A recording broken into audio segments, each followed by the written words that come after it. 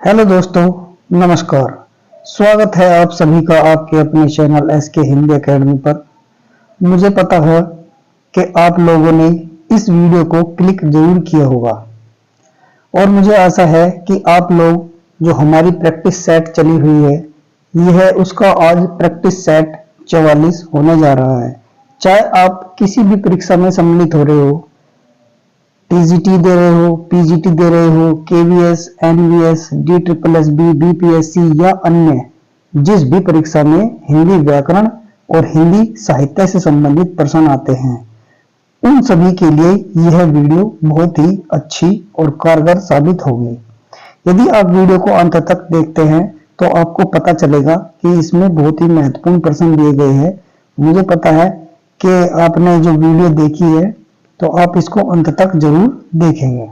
ठीक है, तो चलिए अब बिना देरी किए हम वीडियो शुरू करते हैं और आपका पहला प्रश्न देखते हैं। चलिए, तो पहला प्रश्न क्या है आपका? पहला प्रश्न है आपका, ज्ञानपीठ पुरस्कार पाने वाले हिंदी के प्रथम साहित्यकार है। ए सुमित्रा नंदन पंत है, बी रामधारी सिंह दिनकर है, सी महादेवी वर्मा है या फिर डी अज्ञे है। तो ज्ञानपीठ पुरस्कार पाने वाले हिंदी के जो प्रथम साहित्यकार है उनका आपको नाम बताना है। ABCD में से यदि आपको पता हो तो कमेंट कर सकते हैं। तो आपका सही जवाब क्या है? सही जवाब हो जाएगा ए सुमित्रा नंदन पंत। ठीक है, जो ज्ञानपीठ पुरस्कार पाने वाले हिंदी के प्रथम साहित्यकार है वो है सुमित्रा नंदन पंत। नेक्स्ट क्वेश्चन,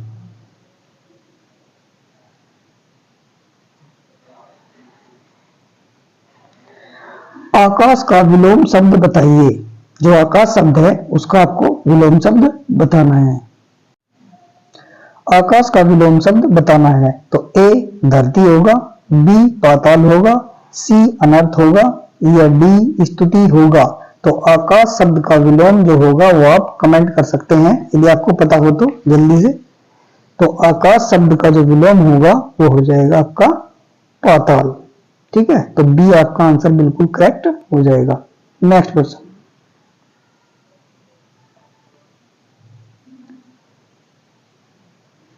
अगला प्रश्न है, जटिल का विलोम शब्द होगा, ये आपको बताना है।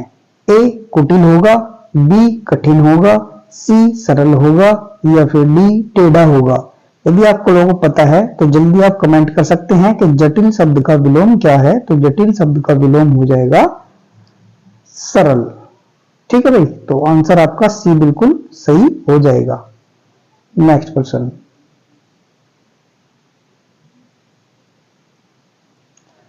अगला प्रश्न है आपका, भारत दुर्दशा नाटक के नाटककार कौन है, ये आपको बताना है। ए धर्मवीर भारती है, बी अज्ञे है, सी जयशंकर प्रसाद है या फिर डी भारतेंदु हरिश्चंद्र है। तो भारत दुर्दशा के जो नाटककार है, यदि आपको पता हो तो जल्दी से आप कमेंट कर सकते हैं कि भारत दुर्दशा नाटक के लेखक कौन है। तो भारत दुर्दशा के नाटक के नाटककार कौन है? तो भारतेंदु हरिश्चंद्र।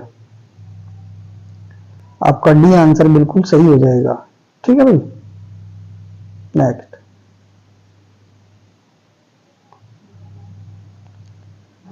अगला प्रश्न है आपका, अंधा युग नाटक के नाटककार कौन है, ये आपको बताना है।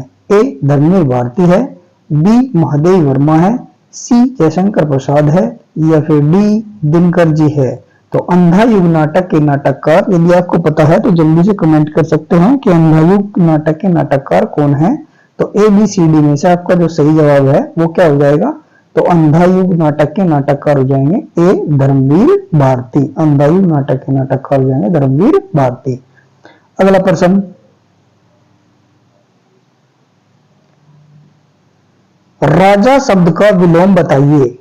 ए गरीब होगा, बी भिखारी होगा, सी दरिद्र होगा या फिर डी रंक होगा। तो राजा शब्द का विलोम यदि आप लोगों को पता है तो ABCD में से जल्दी से आप कमेंट कर सकते हैं कि सही आंसर आपका क्या है। तो राजा शब्द का विलोम क्या है? तो आंसर हो जाएगा आपका रंक।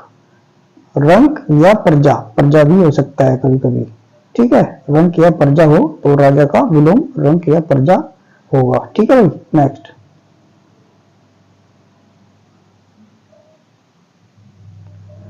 अगला प्रश्न है आपका, प्रत्यक शब्द का विलोम है? ए प्रत्यय, बी प्रोक्स, सी सुंदर, या फिर डी अप्रोक्स। तो प्रत्यक शब्द का विलोम होता है ए बी सी डी में से। यदि आपको पता है तो जल्दी से कमेंट कर सकते हैं कि प्रत्यक्ष का विलोम क्या है। तो प्रत्यक्ष का विलोम होता है प्रोक्स। प्रत्यक्ष होता है जो आंखों के सामने हो रखा हो, आंखों के सामने हुआ हो, वो होता है प्रत्यक्ष। और प्रोक्स जो दूसरों के द्वारा देखा गया हो, दूसरों की आंखों के सामने हो। ठीक है भाई, तो आंसर आपका बी बिल्कुल करेक्ट हो जाएगा। नेक्स्ट क्वेश्चन,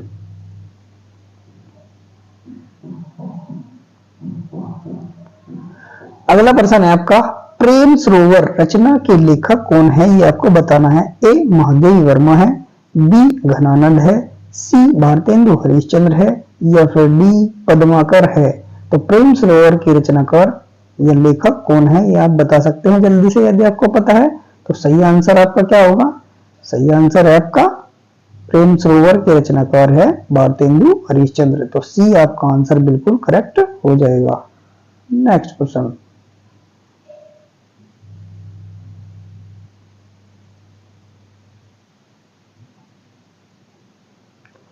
अगला प्रश्न है आपका, एकांतवासी योगी रचना के लेखक कौन है? ये आपको बताना है। ए नागार्जुन है, बी श्रीधर पाठक है, सी हरिश्चंद्र है, हरिवंश राय बच्चन है, या फिर डी दिनकर जी है। तो एकांतवासी योगी के रचना के लेखक जो कोई भी है वो आप बता सकते हैं, जल्दी से कमेंट कर सकते हैं। तो ए बी सी डी में से यदि आपको पता हो तो कमेंट करिए। तो सही आंसर क्या है आपका? तो एकांतवासी योगी रचना के रचनाकार हो जाएंगे बी श्रीधर पाठक। बिल्कुल आपका सही आंसर हो जाएगा बी। अगला प्रश्न, अगला प्रश्न है आपका, जिस समास के दोनों ही पद प्रधान हो उसे कहते हैं, उसे क्या कहेंगे? ए तत्पुरुष समास, बी द्वंद्व समास, सी कर्मधारय, या फिर डी द्विगु समास। तो जिस समास के दोनों ही पद प्रधान हो उसे कहेंगे। ए बी सी डी में से आपका आंसर कर सकते हैं जल्दी से। तो सही आंसर हो जाएगा आपका बी द्वंद्व समास, यानी कि जिस समास के दोनों पद। अच्छा, एक समास में कितने पद होते हैं? सबसे पहले तो बात यही पूछ लिया जाता है कि समास में कितने पद होते हैं। तो हमेशा दो पद होते हैं, एक होता है पूर्व पद और दूसरा होता है उत्तर पद। पूर्व पद को यानी कि पहला पद, उत्तर पद बाद वाला पद, या पद होता है शब्द। ठीक है, ये आपको याद रखना है। ठीक है, और बाकी जो आपके तत्पुरुष समास है, कर्मधारय और द्विगु, इनमें क्या है? उत्तर पद, यानी कि बाद वाले जो पद है इनमें ये प्रधान है। ठीक है, और जो आपका बहुब्रीहि है उसमें कोई अन्य पद प्रधान होता है। चलिए नेक्स्ट,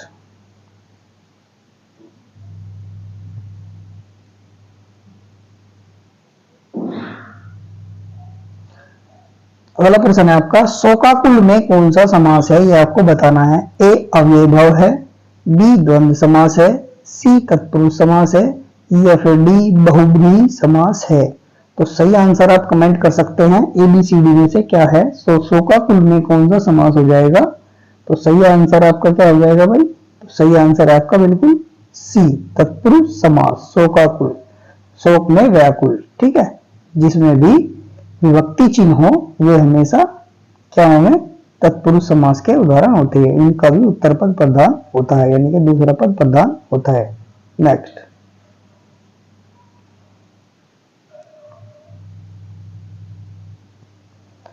अगला प्रश्न है आपका, दूसरी परंपरा की खोज नामक कृति के लेखक कौन है? ये आपको बताना है। ए नामवर सिंह है, बी विजय पाल सिंह है, सी शिव प्रसाद सिंह है, या फिर डी केदारनाथ सिंह है। तो दूसरी परंपरा की खोज नामक कृति के लेखक कौन है? यदि आपको पता है तो जल्दी से आप कमेंट कर सकते हैं कि सही जवाब आपका क्या है ए बी सी डी में से। तो सही जवाब आपका हो जाएगा दूसरी परंपरा की खोज नामक कृति के जो लेखक है वे हो जाएंगे ए नामवर सिंह। तो आपका ए आंसर बिल्कुल सही हो जाएगा। नेक्स्ट क्वेश्चन,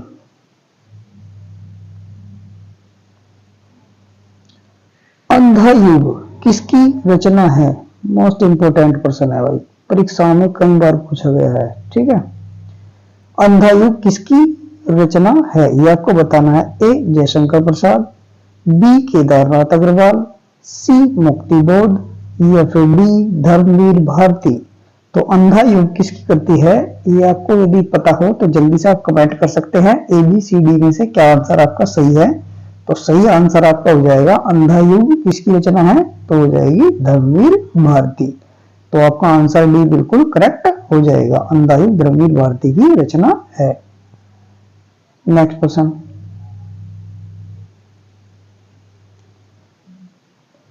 अगला प्रश्न आपका, नाविक शब्द में कौन सी संधि है, ये आपको बताना है। ए अयादी संधि है, बी गुण संधि है, सी वृद्धि संधि है या फिर डी यण संधि है।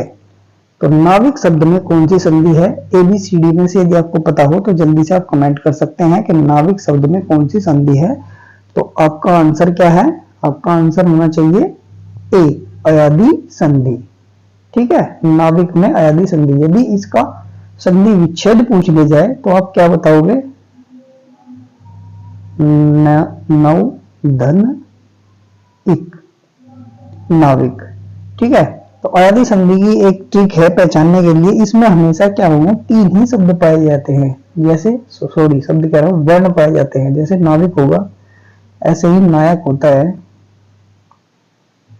पवन होता है, नयन होता है। ठीक है, देखो 1 2 3 1 2 3 1 2 3 हमेशा क्या है, तीन ही वर्ण पाए जाएंगे। जिन शब्दों में तीन वर्ण पाए जाएंगे हमेशा अयादी संधि के उदाहरण होते हैं। ठीक है भाई, ये आपको ध्यान रखना है, बस सिंपल सी ट्रिक है। नेक्स्ट,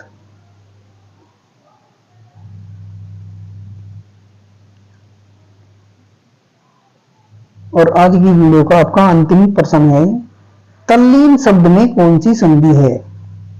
ए स्वर संधि है, बी विसर्ग संधि है, डी व्यंजन संधि है, सॉरी सी व्यंजन संधि है या फिर डी गुण संधि है।